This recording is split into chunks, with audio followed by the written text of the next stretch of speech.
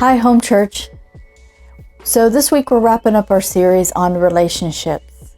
And today I want to talk to you a little bit about maintaining the close relationships in your life with those around you. You know, the one thing that I thought about is, how do we maintain relationships when those around us are contrary to what we believe, how we think? And you know, Pastor Todd taught a message one time about Daniel, and about how Daniel, if you look at his life in the position that he was in, how he was under the rule and law of King Nebuchadnezzar. And King Nebuchadnezzar was a very evil man. He believed totally opposite of what Daniel believed. And yet Daniel served him very well with kindness and with love. And even though they didn't agree on everything or their beliefs or how they thought about life, everything that Daniel did, he did in honor to God. And so in doing it in honor to God, it was honorable under even a wicked king. So when my husband taught that message, I was just thinking about that and how it applies to our daily life and how our world is right now in this day and age. You know, there's so much conflict and there's so many heated arguments and so many heated disagreements, and you know, this person believes this and this person believes this, and rightfully so. Everybody's entitled to their own opinion, and that's the whole point, right?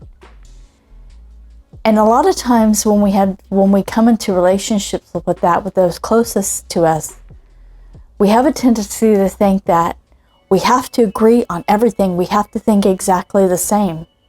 But that's not always the case. That's not what brings growth. Growth as individuals, growth in our mind, growth in our perspective on life. And the thing that people don't realize is that even though that you have people around you that disagree with you a lot of times, or they may not have the same point of views, it doesn't mean that you have to be unkind to them. Unkindness doesn't mean agreeance, or doesn't mean that you have to agree on everything. You can be kind to people and still disagree with certain things. It's okay to have different perspectives. It's okay for, you know, someone to think differently than you think. It doesn't mean that you have to be mean to them or reject them or not have them around you. It just means that you're two individual people with two different perspectives. But the only way that you can grow a relationship is be willing to have those people around you. Because what happens is if you're willing to have those people around you, a lot of times people have big walls around them. You know, every person that walks through the door of our community, I always say that they walk in with huge walls around them. Those walls around them come from, you know, their hurts, their pains, their life experiences, the way that they were raised, the journey that they walked through in life. You know, and you can't take a sledgehammer and break those walls down, like just start hammering those walls down. You have to build a safe place where people can come in without judgment and be able just to expose who they are. Like truly be able to expose who they are, their likes, their dislikes, their ideals, their perspectives, and not be hammered, not get into an argument. But that's where true change can take place in others and in yourself.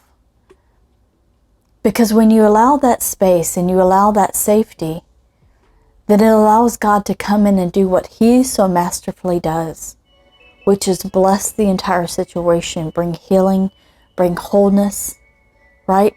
Bring a bond between two people that should probably in today's world never even be there. Just like King Nebuchadnezzar and Daniel. You know, Daniel did his part and served and honored God so well that the end result, that everything that took place not only blessed Daniel and his friends, but it blessed the king and it blessed the entire nation. So it has a ripple effect. And even though they were in total disagreements in their belief, Daniel was able to allow a safe place, right? For the king to express who he was. Even when he interpreted the dream for the king, he said, "Oh, I just wish this wasn't you, that I had to tell you this bad information." Could we do that today? And in keeping our relationships and those closest to us, remember, kindness doesn't mean I agree with everything. Because there are principles that I know I live my life by that I don't compromise with. But it doesn't give me a right to hammer somebody over the head or try to force them to think the way that I do, because my principles come from my perspectives, my relationship that I built with God. And so if I can just encourage you today, understand that if you're kind, it's not weakness, it's not agreeance, but it allows for a safe space to build a relationship with such true love and joy and peace that then you can have healing, and you can have, wholeness come into the situation, into that person. So be blessed. Love you guys. Have a blessed day.